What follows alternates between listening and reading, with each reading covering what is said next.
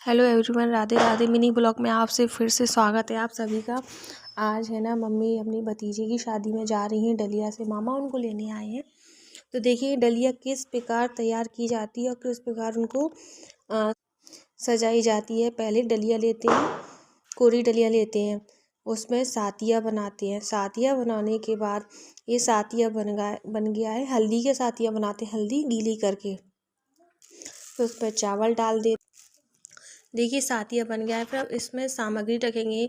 पान के पत्ते होते हैं, तुलसी होती है, दूबा होती है, सुपारी होती है, हल्दी गांठ होती है, चावल होते हैं, कुछ पैसे होते हैं। ये शगुन के तौर पर रखे जाते हैं। ये इनको रखना बहुत ही जरूर। इनके बिना डलिया अधूरी होती है। इनके बिना अधूरी होती है और कंप्लीट भी इन्हीं से होती है। फिर इसके ऊपर हमने सामग्री रखने के बाद पत्तल रखेंगे। पत्तल रखने के बाद जो हम डलिया बनाते हैं मैदे की, फिर वो रखेंगे। उसको हम नेक्स्ट वीडियो में बताएंगे। आज के लिए इतना ही।